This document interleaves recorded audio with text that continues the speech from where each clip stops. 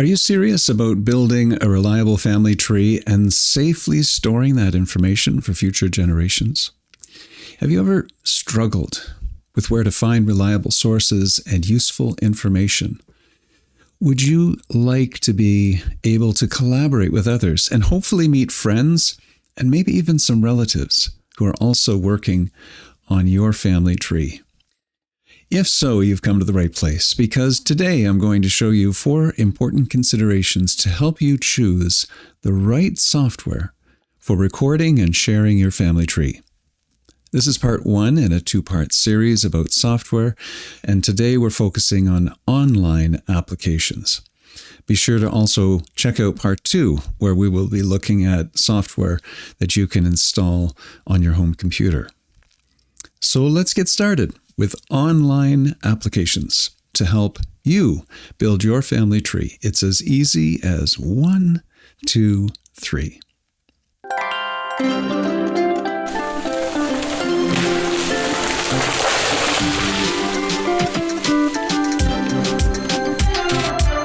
Hi, and welcome to Family Tree 123. My name is Jonathan, and I'm here to help you discover your ancestors, tell their stories, and leave a lasting legacy to pass down to future generations.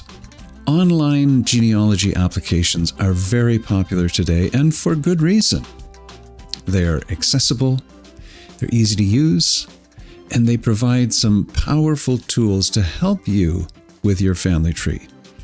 But how are they different from each other, and which one is best for you? Well, today I will be sharing 4 important considerations to help you choose the best online software for you to record and share your family tree. Important considerations. So let's move on to the 4 important considerations to be aware of when choosing a web application for your family tree. First, we should consider the advantages and disadvantages of using online web-based applications in general. Web applications have a number of significant advantages. They are more likely to provide opportunities for connecting and collaborating with others. Most of them also have large collections of source documents that you can access. And in most cases, the software gives you a suggestion or a hint. This makes online websites very powerful ways to quickly build out your family tree. You can also access your account from multiple computers, which is useful if you have more than one computer in the house, or if you use a computer and a tablet. It's also fantastic if you upgrade your computer. There's no backing up data or reinstalling software. You just open a browser and log in. And web-based applications store the data on their servers, so it doesn't take up hard drive space on your computer. And you won't lose everything if your computer crashes. The web applications have more limitations based on the fact that they are online, and you have to abide by the terms of use and policies. This makes sense for web applications to put in place reasonable guardrails to protect you and your family members and to maintain a healthy online community. But sometimes these priorities can cause problems for the end user, for you and me. Read the terms of use carefully, because you need to consider every online application's terms of service, because it may not be suitable as your primary place for you to record and store your family tree data. One major limitation is copyright, for example. Every time a relative of mine passes away, I copy their obituary notice and paste it into their profile. But newspapers and funeral homes who publish these obituaries, they own the copyright. And strictly speaking, you should not add this information to any web-based profile. You should familiarize yourself with the copyright policies of the website you're using. Websites have the right to remove copyrighted material and even to terminate your account for repeat offenses. I'll say more about copyright in the next video on installed applications. Another limitation of web-based applications is the need to protect the privacy of living persons. Now, we all appreciate the need for our own personal information to be guarded by the website, but this policy has far-reaching consequences. In WikiTree, for example, they have a padlock at the top of each profile, and living persons are locked, meaning that they can only be seen by the person who added the profile or those who are put on a trusted list. Once a person is deceased, that padlock should be unlocked and their information should be made publicly available. All good. But WikiTree takes this a step further by prohibiting the creation of profiles for children 13 or younger unless you are that child's parent. This means you can't make profiles for nieces and nephews or for your own grandchildren if they're under the age of 13. Now, these policies make total sense from a privacy point of view, but it's a significant limitation if you want to build your family tree with all known living relatives. We all need to be smart and act responsibly, but we are bound by the terms of service when we sign up for an account with an online application. And it doesn't mean you shouldn't use them. It just means that you have to live within their walled garden, so to speak. A second consideration is the online application's philosophy regarding how you build your family tree. Some applications, for example, are built around a single collaborative global family tree, while others are designed around your own personal family tree. A single collaborative global family tree, such as FamilySearch or WikiTree, are apps designed around this idea that there's just one big tree and you research your own family members, but your family profiles then connect with other families and eventually they are all connected in a giant collaborative tree. Now, this is a powerful approach which fosters collaboration and cooperation. Honestly, I've connected with dozens of distant relatives through online websites, which has significantly enhanced my genealogical journey. This photo, for example, was shared with me by a distant relative through a connection on WikiTree. It's my great-grandfather's brother and his family. I would never have seen it without this connection through WikiTree. But a single unified family tree also has some disadvantages. Occasionally, you'll find yourself having disagreements with others about someone's profile in your tree. Most people are gracious and reasonable, but I have occasionally met people who insisted on changing a common ancestor's detail, even when it wasn't based on any documented evidence. Personally, I find the advantages of a single collaborative tree outweigh the disadvantages, but it's an important consideration to bear in mind. Not all online applications are built around a single global family tree. MyHeritage and Ancestry both provide you with the space to build your own family tree, and you have the option to share it with others or to keep it private. Sharing it with others encourages collaboration, but no one can go in and make changes to your profiles.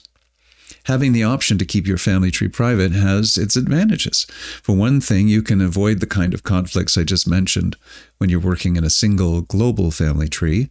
And additionally, you may have some facts that you wish to record for posterity, but you'd prefer to keep out of the public eye.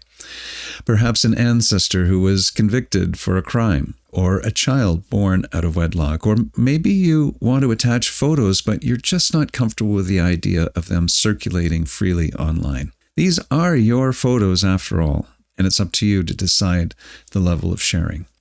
A third consideration is whether the application provides source documents or not. These include vital records such as birth, marriage, and death certificates. It can also include many other historical records such as census data, military service, probate, land registries, and so on. This is by far one of the greatest advantages of using online applications. FamilySearch, Ancestry, MyHeritage, and other applications contain massive repositories of digitized, searchable source documents. Ancestry, for example, shows a leaf, which indicates a source document that may be relative to the profile in your tree. When you select this suggested source, you can review it and make sure it's a match for your profile. These suggestions are invaluable. WikiTree, on the other hand, is an example of an online application that does not provide any sources.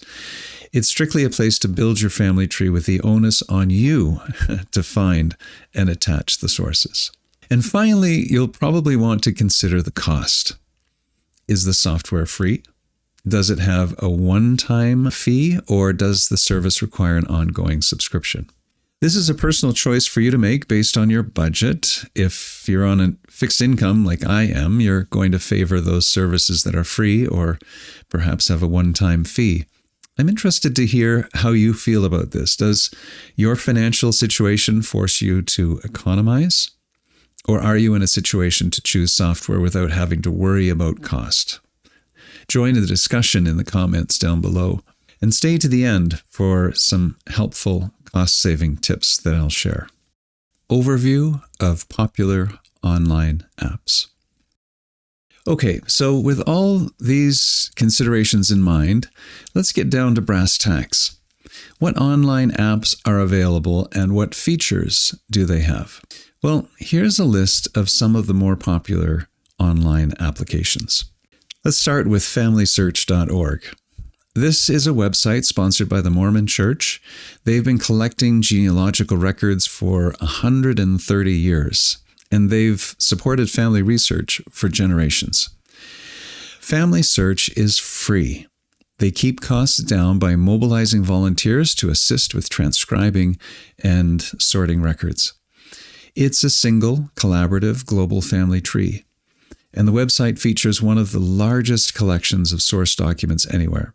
And their software, I have to say, is excellent at connecting relevant source documents to your family profiles. Personally, I think everyone should have an account with FamilySearch because of the powerful tools, the massive database of sources, and the fantastic wiki with helpful guidance. Ancestry.com is the other big fish in the online genealogy sea. It's easy to use. It has a huge number of subscribers worldwide.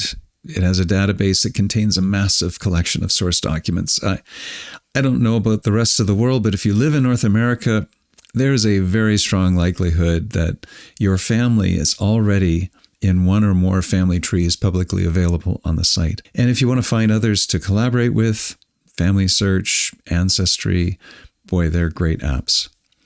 Ancestry allows you to keep your family private or to share it publicly with others. The software automatically provides you with hints with potential sources, including links to other public trees containing the same family members.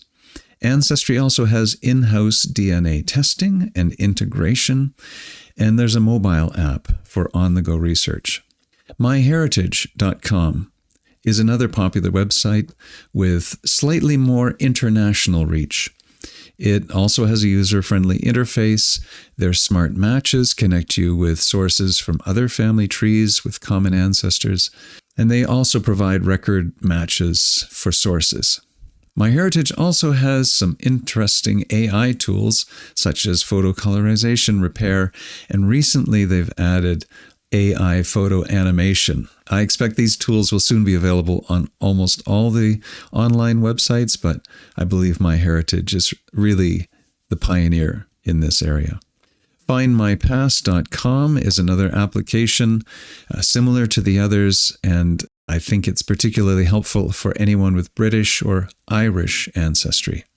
WikiTree.org is one of my favorites because it's free, it's collaborative, and it's community-based. It's structured around a single collaborative global tree. I've mentioned the possibility of collaboration in other apps, but in my experience, WikiTree contributors are most likely to respond to your invitation to engage in dialogue and to follow up with your inquiries. It has granular privacy controls and an extremely supportive community. When you sign up, a volunteer will greet you and offer to give you support as you learn how to use the website. It's really one of my favorites. Well, that's obviously not an exhaustive list, but these are probably the most popular sites, and for good reason. There are many more online genealogical applications, including specialized sites for cemetery research, DNA collaboration, and much more. I've provided a link in the video description with a more comprehensive list of genealogical websites, and it's worth poking through to have a look. I'd also recommend that you watch part 2 in this series about software that you install on your home computer. This may be a more suitable solution for you, particularly if you're concerned with privacy, copyright, and high-quality outputs. A little bonus content, working on a budget. I'm guessing the majority of you watching this video would prefer to work economically. So here are my bonus tips to help you save a little bit of money. Most of the web applications that are subscription-based also offer a free tier to get you started. You can usually sign up and start building your family tree, but the source documents and suggestions will be locked behind a paywall. When you sign up with a free account, you'll receive emails with subscription offers at a reduced price, and if you're patient, you will get a subscription offer that may fit your budget. And here are some of the ways that I save money. My primary software are both free, FamilySearch and WikiTree. But I use subscription services from time to time to gain access to their sources and also to connect with other family researchers. When I know I have time to dedicate to genealogy, I will subscribe for a period of time, maybe a few months at a time, or when the company offers a discount subscription for 6 to 12 months that suits my budget. When I do sign up for a subscription service, I always put a reminder in my calendar to cancel the auto-renew option before the subscription rolls over. They won't delete your family tree, so if you want to pay for a month at a time, you can do that. It's your money.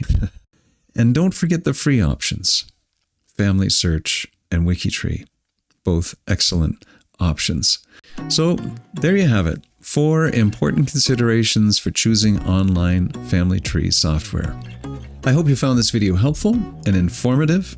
Feel free to ask any questions or add your comments below. And if you think I've earned it, go ahead and give this video a thumbs up and subscribe if you would like more content like this. See you next time.